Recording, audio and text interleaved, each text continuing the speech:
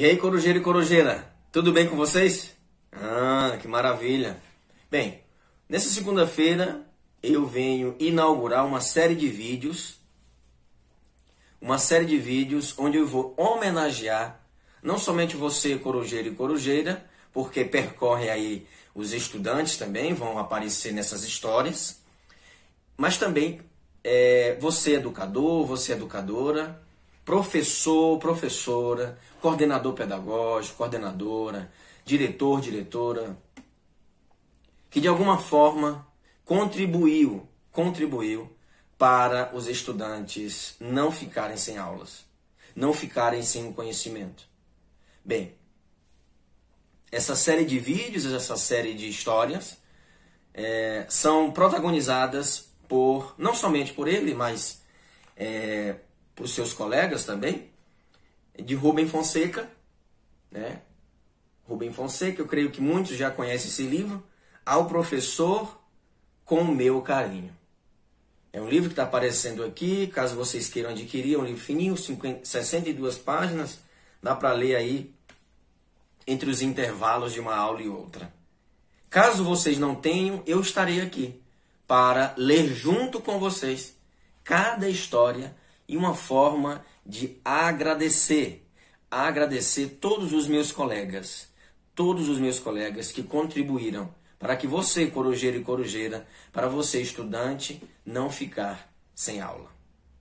Bem, então vamos começar? Permita-me, vou colocar os óculos, tá? Então vamos começar. A primeira história diz o seguinte: nos tempos em que eu era professor da Unicamp, fui designado presidente da comissão encarregada da seleção dos candidatos ao doutoramento. Claro que é um sofrimento ímpar dizer essa entra, esse não entra. É uma responsabilidade dolorida, da qual não se sai sem sentimento de culpa.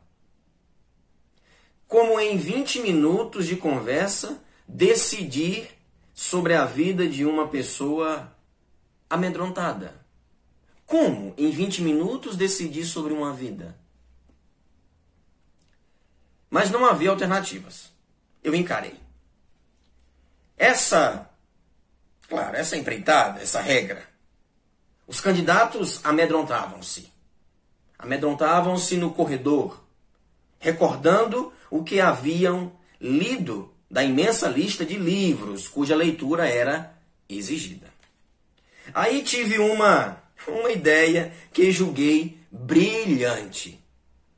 Combinei com os meus colegas da banca que faríamos a todos os candidatos a mesma pergunta. E uma única pergunta apenas. Assim, quando o candidato entrava trêmulo e se esforçando para parecer confiante, eu lhe fazia a pergunta, a deliciosa pergunta, a mais deliciosa de todas. Fale-nos sobre aquilo que gostaria de falar. Pois é claro, não nos interessávamos por aquilo que ele havia memorizado dos livros. Muitos idiotas têm boa memória. Interessávamos-nos por aquilo que ele pensava. Poderia falar sobre o que quisesse, desde que fosse aquilo sobre o que gostaria de falar. Procurávamos as ideias que corriam no sangue. Mas a sua reação ou a reação dos candidatos não foi a esperada. Foi o oposto. Pânico.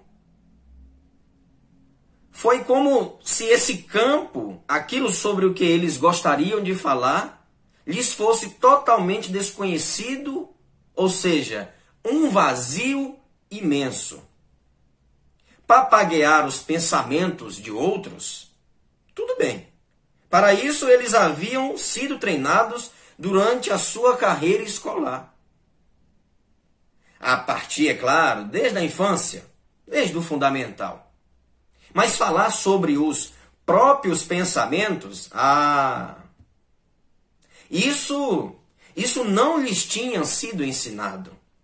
Na verdade, nunca lhes havia passado pela cabeça que alguém pudesse se interessar por aquilo que estava pensando.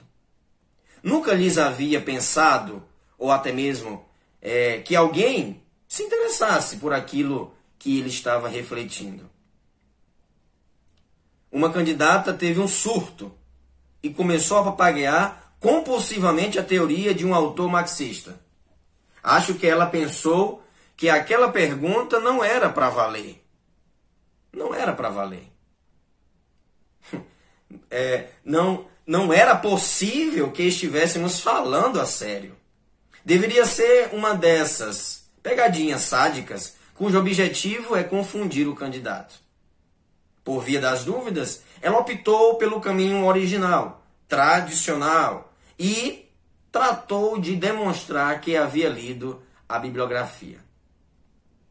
Aí eu a interrompi e lhe disse: eu já li esse livro.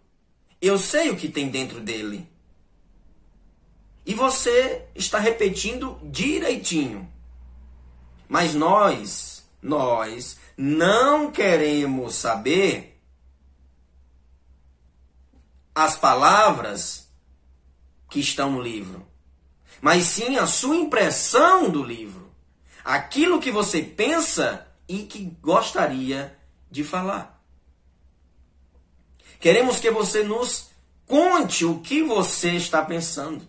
Os pensamentos que a ocupam. Ela não conseguiu. O excesso de leitura havia feito esquecer e desaprender a arte de pensar. Parece que esse processo de destruição do pensamento individual é uma consequência natural das nossas práticas educativas. Quanto mais se obriga ou se obrigado é a ler, menos se pensa. Schopenhauer tomou consciência disso e disse de maneira lapidar que, quando muito simples em alguns textos sobre livros e leitura, o que se toma por óbvio e evidente é que o pensamento está diretamente ligado ao número de livros lidos. Tanto assim que se criaram técnicas de leitura dinâmica, cursos de leitura dinâmica, que permitem que se leia Grandes Sertões e Veredas em pouco mais de 3 horas. Ler dinamicamente, como se sabe, é essencial para se preparar para o vestibular e para fazer os clássicos fichamentos exigidos pelos professores. Schopenhauer pensa o contrário disso. É por isso, dizendo Schopenhauer, é por isso que, no que se refere a nossas leituras, a arte de não ler é sumamente importante. Isso contraria tudo o que se tem como verdadeiro e é preciso seguir o seu pensamento.